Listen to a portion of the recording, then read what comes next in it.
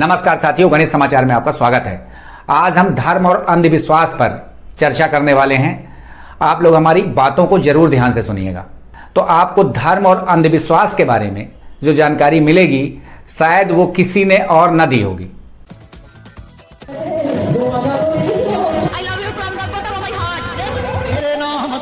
बालाजी के दुर्लभ रूप का दर्शन जरूर करो। हिंदुओं से ज्यादा ये जो दरगाहों में आप लोग दागे बंधवाते हो ना, शमशान काली की साधना वो लोग ज्यादा करते हैं। बागेश्वर धाम ना जाओ, वे बहुत हरामी हैं।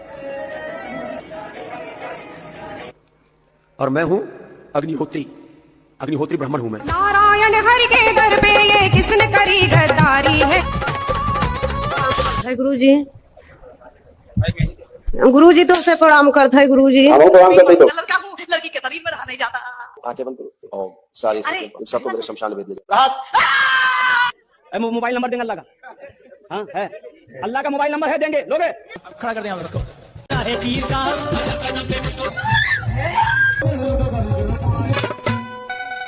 वो पाखंडी दुनिया कहो जी कैसे। प्रीति देवायो आनंद जिस देश में सत्संग नरसंहार में तब्दील हो जाए वहां धर्म की क्या स्थिति होगी, इसे आप हाथरस में हुए नरसंहारी सत्संग से समझ सकते हैं। इस घटना ने बाबाओं के मायावी संसार पर एक बार फिर सवालिया निशान लगा दिया है। स्वयंभू बाबा अपने चेलों के साथ फरार भी हैं और पुलिस तलाश भी कर रही है। लेकिन सबसे अहम सवाल यह है कि तमाम बाबाओं की करतूत सामने आने के बाद भी कोई बाबा कैसे इतना बड़ा साम्राज्य खड़ा कर लेता है और उसके अंधविश्वास के जाल में लोग फंसते भी जाते हैं। भारत में अहम ब्रह्म अस्मि की कॉन्सेप्ट बहुत पुरानी है, लेकिन इसका मतलब कुछ और है। यजुर्वेद के इस सूत्र की आड़ में हमारे देश में कई बाबा खुद को ब्रह्मा घोषित कर चुके हैं।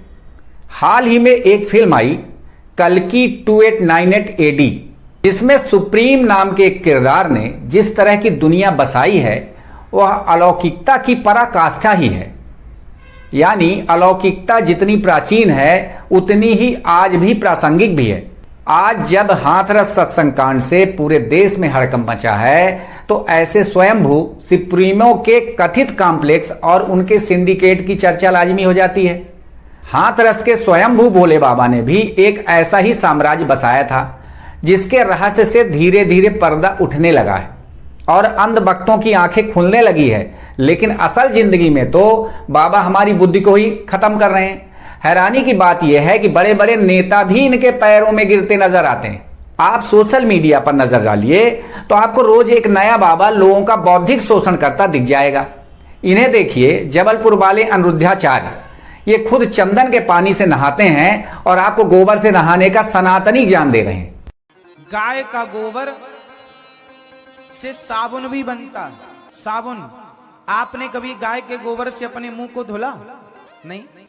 केमिकल युक्त फेस वॉश आप यूज करते हैं, लेकिन शुद्ध गाय का गोबर, इस गोबर से नहाने से चमड़ी का कोई भी रोग हो, मैं गारंटी लेता हूं, चमड़ी संबंधी कोई भी रोग हो, आप गौ के शुद्ध देसी गाय के गोबर से स्नान करेंगे तो आपका चमड़ी का रोग समाप्त हो जाएगा। इतनी ताकत गोबर में है ऑलरेडी। बागेश्वर धाम वाले धीरेन्द्र शास्त्री उर्फ धीरेन्द्र शुक्ला आजकल बाबाओं की रैंक में नंबर 1 पर हैं। बागेश्वर धाम ना जाओ, वे बहुत हरामी हैं।